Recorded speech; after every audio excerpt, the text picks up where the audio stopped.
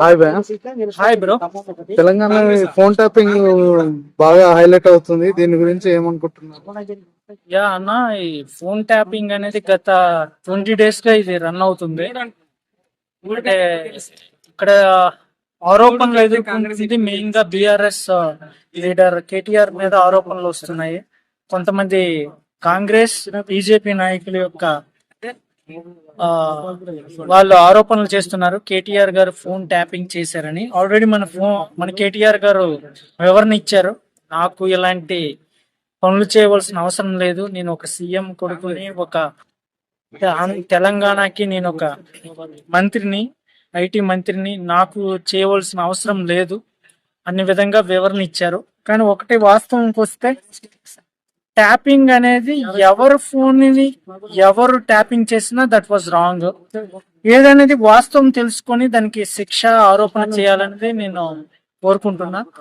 నాకు తెలిసి కేటీఆర్ గారు నాగ చైతన్య సమంత విడిపోవడానికి కూడా కారణం అదే ఎస్ అంటున్నారు, బట్ అది మట్టుగా వాస్తవం లేదు. ఎందుకంటే నాగ చైతన్య సమంత ఎందుకు విడిపోయారన్న కారణం ఇంతవరకు బయటపడలేదు. ఊహాగణాలు మాత్రమే ట్రెండింగ్ లోకి వస్తున్నాయి. ఆ వాస్తవం అనేది నాగ చైతన్య గారికి, సమంత గారికి, నాకు తెలిసి నాగార్జున గారికే తెలుసు. కానీ వాళ్ళ పర్సనల్ అంటే ఇప్పుడు వార్తల్లో బాగా ఇదవుతుంది కదా, విడిపోవడానికి కారణం ఫోన్ ట్యాపింగ్ అవుతుంది. బట్ వాస్తవాలు అయితే మనకి ఎవరికి తెలియదు, ఇవన్నీ పుకార్లు మాత్రమే. దయచేసి అది జరిగిపోయింది, దట్ వాస్ ఫాస్ట్. దాని గురించి డిస్కషన్ చేయకపోవడమే బెటర్. ఎందుకంటే సమంత తన మూవీస్ లో తను బిజీగా ఉన్నది, నాగ చైతన్య మూవీలో బిజీగా ఉన్నారు, నాగార్జున మూవీలో బిజీగా ఉన్నారు. బయట ఈ ట్యాపింగ్లని ఇవన్నీ వాళ్ళ మీద పడుతున్నారు. అలాగే రకుల్ ప్రీతి సింగ్ మీద కూడా పడ్డారు. సో వాళ్ళ లైఫ్ అనేది వారి పర్సనల్. ట్యాప్ చేయడం అనేది రాంగ్. అసలు ట్యాప్ చేసి ఏం సాధిద్దామని ట్యాప్ చేస్తున్నారు అనేది కూడా వాస్తవం లేదు. ఎవరు పర్సనల్స్ వాళ్ళ నెంబర్లు వాళ్ళకుంటే డైరెక్ట్ ఫోన్ చేసి వాళ్ళతో వాళ్ళు రిలేషన్ ఫామ్ చేసినా తప్పు లేదు. ట్యాపింగ్ అనేది దట్ వాజ్ రాంగ్. అది ఇంకా ప్రూవ్ అవ్వలేదు. ఆరోపణలు అయితే వస్తున్నాయి. వాస్తవాలు అనేవి త్వరగా తెలుస్తాయి. సిబిఐ ఉంది, ఈడీ ఉంది, వాళ్ళు త్వరగా డిస్కస్ చేసి బయట పెడతారని అనుకుంటున్నాం. కవిత గురించి అది కూడా ట్రెండింగ్ లో ఉంది. ఈ స్కామ్ అనేది ఇక్కడ కాదు, ఇది ఢిల్లీలో స్టార్ట్ అయింది. ఆల్రెడీ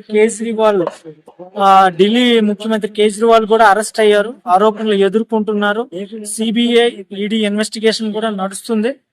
ఒకవేళ వాస్తవం ఉంటే శిక్ష అయితే అనుభవిస్తారు. ఎందుకంటే ఇక్కడ మన కవితమ్మ కేసీఆర్ కూతురు ఆరోపణలు ఎదుర్కొంటుంది. ఆమెకు కూడా ఇప్పుడు ప్రెసెంట్ ఒక 10 days గా ఆమె ఆరోపణలు ఎదుర్కొంటూ కస్టడీలో ఉంది. ఎస్, రిలీజ్ కూడా అవ్వలేదు. సో చూద్దాం, వేకెన్సీ. ఏదేమైనా నిజాయితీగా బయటపడాలని కోరుకుంటున్నా. తప్పు చేయింది శిక్ష పడకూడదు. ఎనీవే, ఇలాంటివి బయటపడడం కూడా ఒక విధంగా దురదృష్టకరమైన అనుకుంటున్నా. ఎందుకంటే తెలంగాణ ఇప్పుడిప్పుడే కొంత కొలిగిలోకి వచ్చింది. అలాంటి తెలంగాణ ఒక పార్టీ అధికారంలో ఉన్నప్పుడు ఎన్ని స్కామ్లు చేస్తుంది, దీపంగానే ఇన్ని బయటపడుతున్నాయి. దానికి ఏమనుకుంటున్నారు? ఎస్, అధికారంలో ఉన్నప్పుడు ఈ ఆరోపణలు వచ్చినప్పుడు ప్రజా వ్యతిరేకత కూడా వస్తుంది. దానివల్ల రాష్ట్రానికి కూడా కొన్ని ప్రాబ్లమ్స్ వస్తాయి. సో బయటకి ప్రభుత్వం ఓడిపోయి అధికారం ఉంది కదా మా చేతిలో అని ఎట్లా పడతా అట్లా ఎవరు అధికారంలో ఉన్నా లేకపోయినా, ఇప్పుడు కేజ్రీవాల్ గారు అధికారంలో ఉన్నారు ఆల్రెడీ. ఆయన ఆరోపణలు అనుభవిస్తూ జైల్లో ఉన్నారు ఇప్పుడు ప్రెజెంట్లీ. ఇక్కడ అదేముండదండి, సుప్రీంకోర్టు ఉంటది, హైకోర్టు ఉంటది, ఈడీ ఉంటది, సిబిఐ ఉంటది. ఏది అయినా ప్రూవ్ అయితే మటుగా శిక్ష తప్పదు. ఇండియాలో ఎవరు తప్పు చేసినా, అది ముఖ్యమంత్రి తప్పు చేసినా, ప్రైమ్ మినిస్టర్ తప్పు చేసినా, మినిస్టర్లు తప్పు చేసినా, ఎమ్మెల్యేలు తప్పు చేసినా శిక్ష అయితే కరాఖండిగా ఉంటది. ప్రజలకి అన్యాయం జరిగినప్పుడు ఈ కోర్టులని, సిబిఐ అని, ఈడీ అనేది ప్రతిదీ ఉన్నది, అలాంటిది ఏం లేదు. కానీ చిన్న చిల్లర అయితే, వేస్ట్ గా అయితే బయటకి తేవద్దు. ప్రజలకు ఉపయోగపడేవి ఏవైనా ఉంటే చేయాలని కోరుకుంటున్నా. ఎనీవే, ఇలాంటి స్కామ్లు ఎన్ని బయటపడచ్చు అనుకుంటా. స్కామ్లు అనేవి ఎప్పుడు జరుగుతాయి, జరగవు, రెండూ నడుస్తాయి. ఏదేమైనా ఇలాంటివి జరగకూడదని కోరుకుంటున్నా. మనం ఇప్పుడు ప్రజల కొరకు ఎన్నుకోబడిన నాయకులు తప్పు చేస్తే ఈ ప్రపంచంలో ఇంకెవరు తప్పు చేయరనే నమ్మకం కోల్పోతున్న ప్రజల నుంచి. సో దయచేసి నేను I request to all politicians and government employees, please దయచేసి మంచిగా పరిపాలిద్దాం, మంచిగా ఇప్పుడు రేవంత్ రెడ్డి పాలన ఎట్లుంది అంటారు కాంగ్రెస్ లో? రేవంత్ రెడ్డి పాలన అనేది ఎట్లా ఉందంటే ఇప్పటికి 100 days అయిందన్న.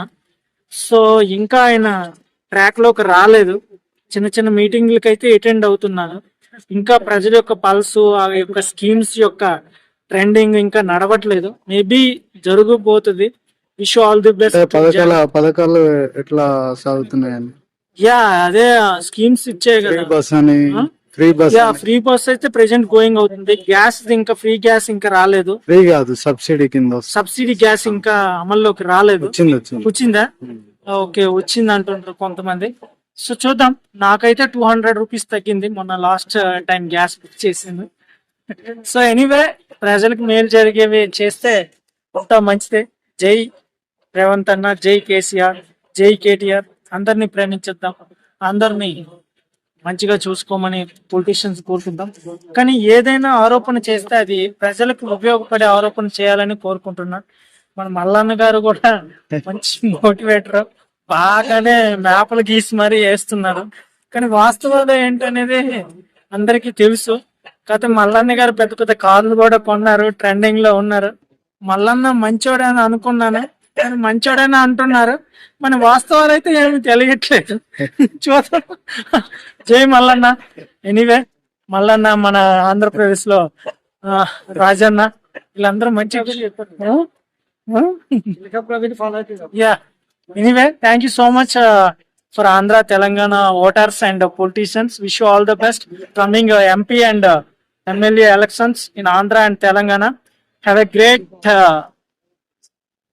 day to everyone, and please encourage the great people and vote for Nijaiti people.